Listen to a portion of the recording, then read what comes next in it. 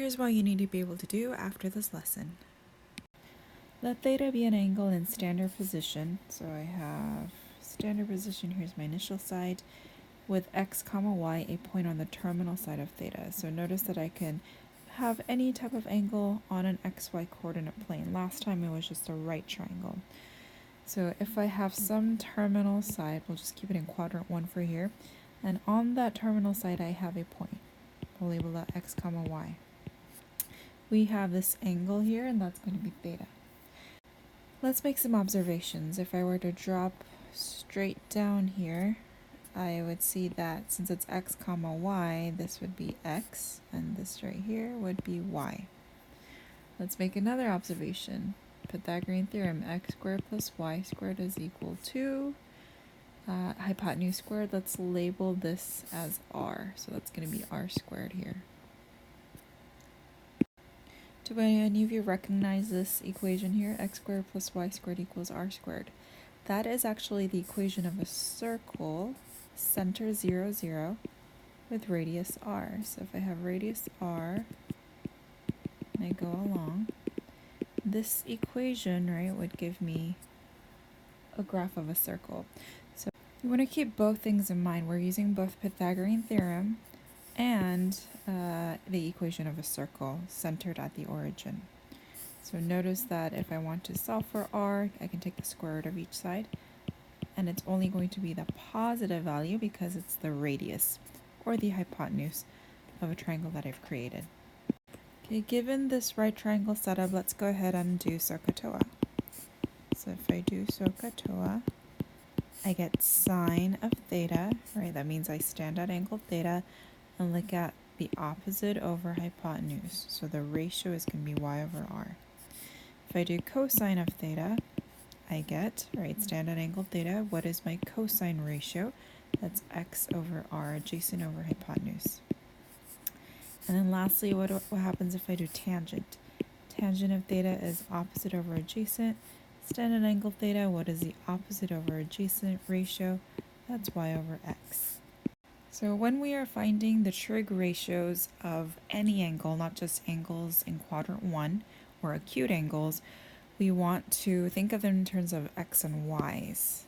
So if we do SOHCAHTOA, right, we end up with these values here. Okay. Notice that the y values and the x values, right, these may be positive or negative depending on which quadrant you're in, right, because your xy values could be positive or negative depending on which quadrant you're in.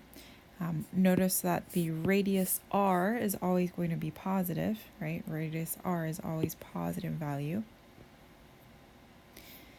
And here's a little mnemonic to help you remember this relationship. So if I do SOHCAHTOA, I got this. So we're going to do sir, kickser, tykes. So sine theta is y over r, cosine theta is x over r, tangent theta is y over x. Okay, I want you to think about an xy axis and what the coordinates are like in terms of their signs. So in quadrant 1, right, x is positive, y is positive. Quadrant 2, it's negative positive. Quadrant 3, right, it's negative x, negative y, or so negative, negative. Quadrant 4, it's positive in the x direction and negative in the y direction. So this is what we have. Okay, so recalling sir, kickser, tykes, right? Sine theta is y over r, cosine theta is x over r, tangent theta is y over x. And also recalling that x and y may be positive or negative, but that r must be positive. Consider what the signs, S-I-G-N, of these would be. What would, in quadrant 1, what would sine be? Right, because sine is y over r, where r is always positive, right? Y is going to be positive, therefore sine is positive. What is the sign of sine in quadrant 2? Right, it's y over r, so it's going to be also positive. What about in quadrant 3? Sine is y over r, where r is always positive, sine is negative. In quadrant 4, sine is negative, right, because it's negative over positive. Go ahead and tell me the signs of the cosine functions in quadrant 1, 2, 3, and 4.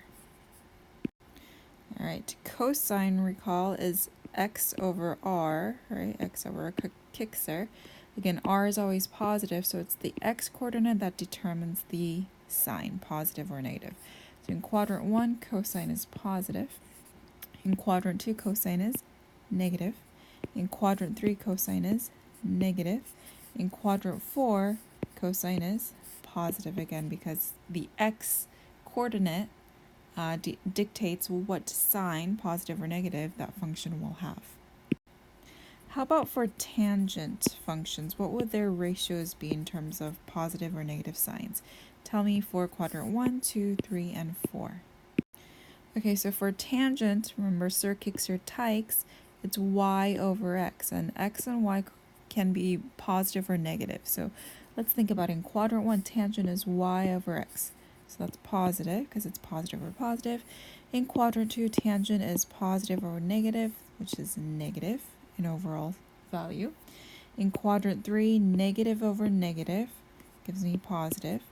In quadrant 4, negative over positive gives me negative, right? Again, because tangent is y over x, Tykes. Okay, I've highlighted all the functions that are positive for each quadrant. Notice that in quadrant 1, all 3 functions are positive. In quadrant 2, only the sine function is positive. And so S for sine. In quadrant 3, only the tangent, right, function is positive, so T for tangent. In quadrant 4, only the cosine function is positive, so I'm going to put C. So a mnemonic device for this is all students take calculus. That means in quadrant 1, all 3 functions are positive. In sine, in quadrant 2, sine, right, students, S, sine is the only one positive and the other 2 are negative in sine.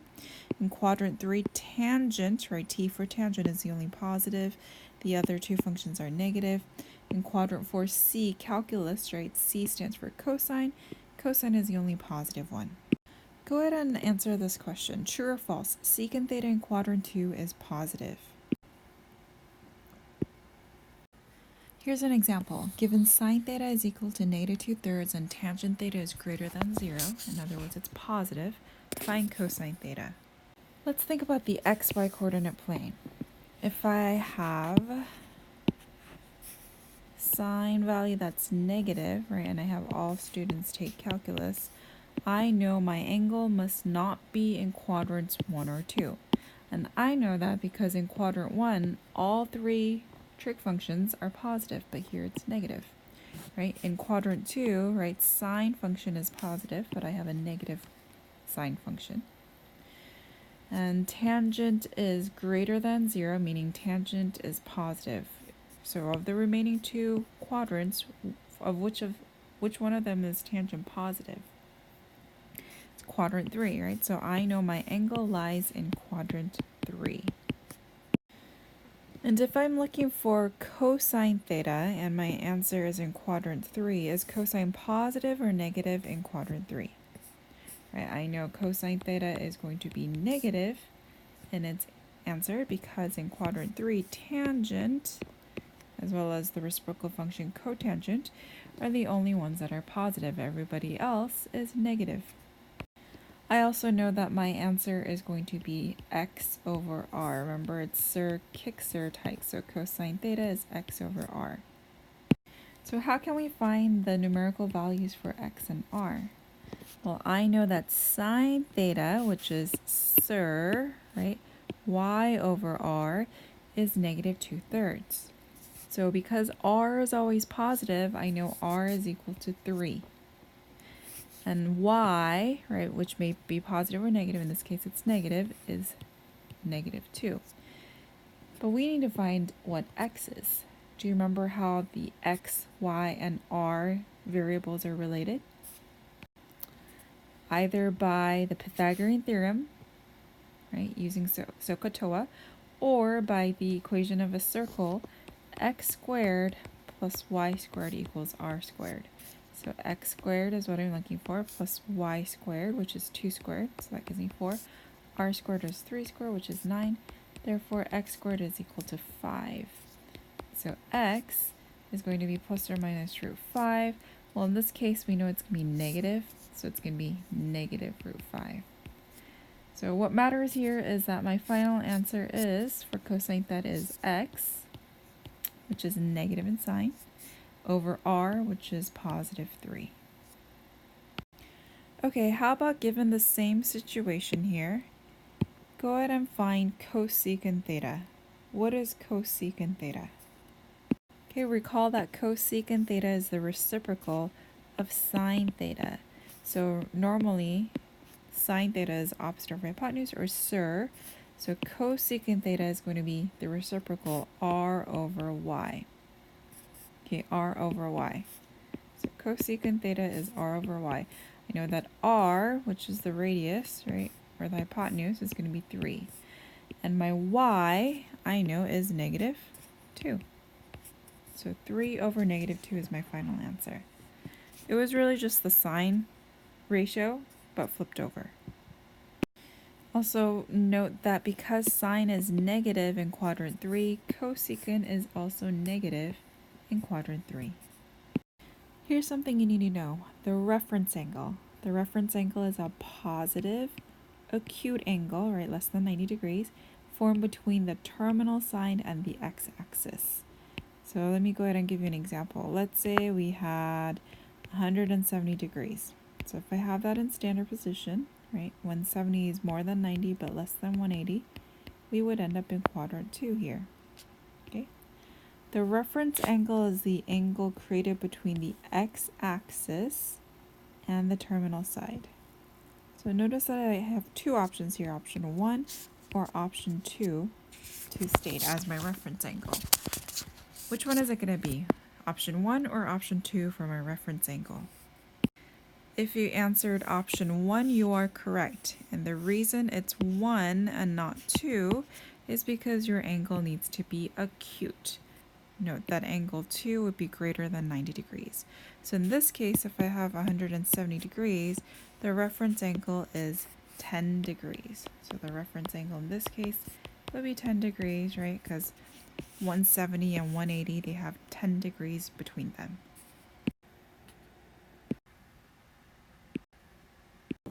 Note that this angle is negative in rotation, so we have to go in the negative angular direction. We go 40 beyond 360 to get to 400. And even though we're going the negative direction, reference angle is always positive. It's the size of the angle that's created between the terminal side right here and the closest x-axis. So the final answer is 40 degrees. When you're given the angle in radians, you can convert it to degrees and solve it that way. Or you can visualize it, right? 4/3 of a pi would put you in quadrant 3. Well, how big is this slice here, right? Created between the terminal side and the closest x-axis. That's 1/3 of a pi, right? So your final answer is pi over 3. If you're given an angle measure in radian in terms of pi, think in terms of slices, how big of a slice you would need, and that would tell you your reference angle.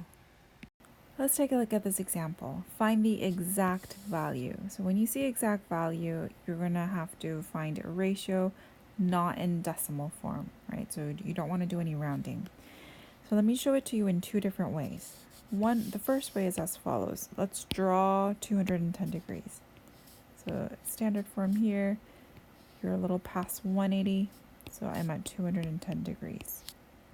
Okay, so what you look at is you make a right triangle, right? You go straight onto the x-axis and create a right triangle. My reference angle here is 30 degrees because I'm 30 past 180 to get to 210. So I have a 30, 60, 90 right triangle. Let's go ahead and write what their side lengths would be in terms of ratios. So across from 30, baby, it's 1. 60 is the vegetarian mom. And dad, right, dad eats 2 servings. But you also want to remember that we are on an XY axis, so direction matters. Notice in the X direction, we're going the negative direction. In the Y direction, we're also going in the negative Y direction. So this point right here, right, this point on this terminal side of 210 degrees is at negative root 3 comma negative 1. So two ways to think about this. You can think of it as a SIR, right? SIR kicks or takes SIR, where sine of 210 degrees is y over r. Well, we know the r is going to be 2 here, so the answer is negative 1/2. Or you can do SOHCAHTOA using this right triangle here. So sine of 210 degrees is opposite over hypotenuse. Well, opposite of that reference angle, 30 degrees, is negative 1. Hypotenuse is 2. So here's a second, more efficient way to find sine of 210 degrees. So you visualize 210 degrees in your mind or you draw it out. You're in quadrant 3. It's sine. So is sine positive or negative? Is sine going to be positive or negative in quadrant 3? Well, all students take calculus. Tangent is the only positive trig ratio or trig function in quadrant 3, therefore sine must be negative in its answer. I know I'm going to have some kind of ratio, numerator over denominator. Okay, we also know that we have 210 degrees, therefore our reference angle right here is going to be 30 degrees. So I know my angle created right here is 30 degrees. So I can find, right, sine of 210 by finding sine of 30 degrees and tacking on the correct positive or negative sign. So what's sine of 30 degrees? What is sine of 30 degrees? Okay. If you remember the left-hand trick, here that's 0, 30, 45, 60, and 90, right? If you put down the 30-degree finger, the number of fingers remaining on the bottom, right, is going to be what goes on top, and it's going to be the square root of that, right, and then the denominator is always a 2, so it's really just negative 1 over 2. If you're not using the left-hand trick, you would just have that right triangle as a reference drawn out on a separate page or at the top of your test or homework paper, and you would just have these ratio, right? Vegetarian mom, dad eating 2 servings, and you would think, okay, I have 30 degrees, I need to solve for sine of 30 degrees, so that's opposite over hypotenuse, so that's 1/2. But because 210 degrees is actually in quadrant 3, my ratio is going to be negative. Okay, here's another example. Find the exact value of cosine of 135 degrees. Can you visualize 135 degrees? Right, I can see that it's in quadrant 2, and all students take calculus in quadrant 2. Sine is the only positive one, therefore I know my answer is going to be negative. 135 degrees, that has a reference angle of 45 degrees because I'm 45 degrees short of 180 if I'm at 135. So therefore I can find cosine of 45 degrees and put that right there. Well, what's cosine of 45 degrees? Either using the left-hand trick or using the special right triangle. Right? We're going to find that adjacent over hypotenuse is 1 over root 2. When rationalized, it's negative root 2 over 2. So negative root 2 over 2 is your final answer.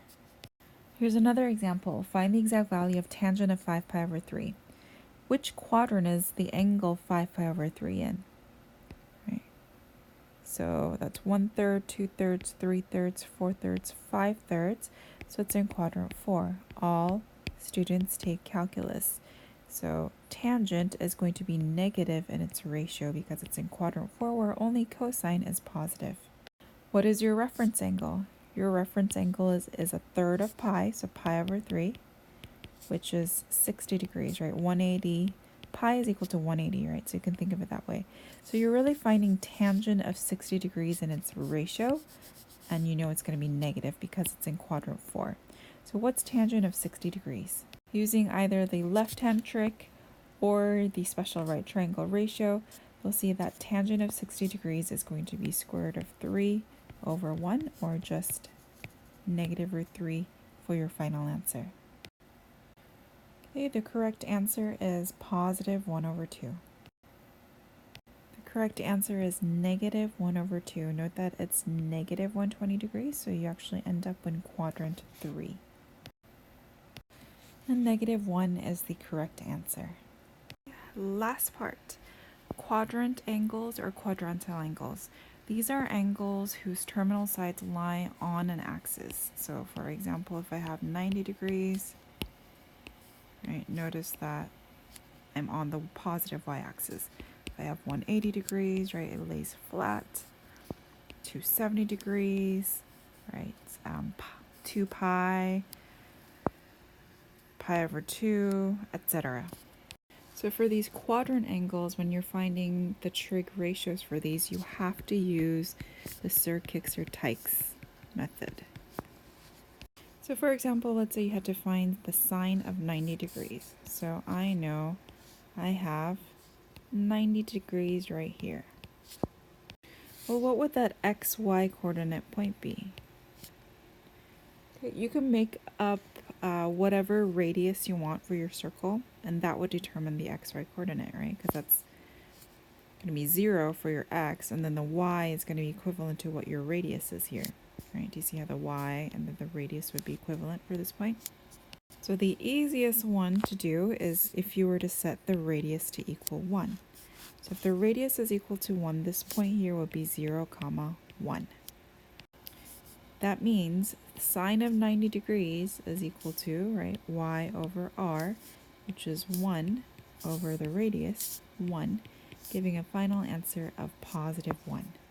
Okay, could you have picked a different size circle? Absolutely. Let's say we picked like 50 for my radius. If the radius is 50, then this point right here would be 0, 50. Okay, so notice, again, sine of 90 degrees would be y over r. 50 over 50 still gives you positive 1. So it's easiest if you set your radius to equal 1, which is also known as a unit circle, and we'll learn more about that next class. Notice that pi is a quadrant angle because that's 1 pi right there, 180 degrees. We have to use Sir-Kixer-Tykes in this case, right? So x over r. Again, it's easiest if you set the radius equal to 1. So if the radius is equal to 1, right, what would that point be? It's negative 1, 0 on an xy axis.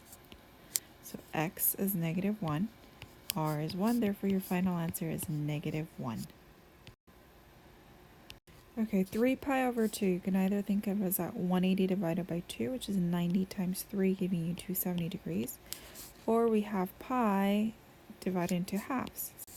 So here's 1/2 of a pi, 2 halves, right, which is just pi. And then right here is 3 halves of a pi, so 3 pi over 2. So we're right here. So again, if you were to say that the radius is 1, what would that coordinate be? That would be 0, negative 1. Tangent, for tangent, Sir-Kixer-Tykes, tangent is y over x. Your y coordinate is negative 1. Your x coordinate is 0. And it is not okay, no, to divide by 0. Therefore, your answer is undefined.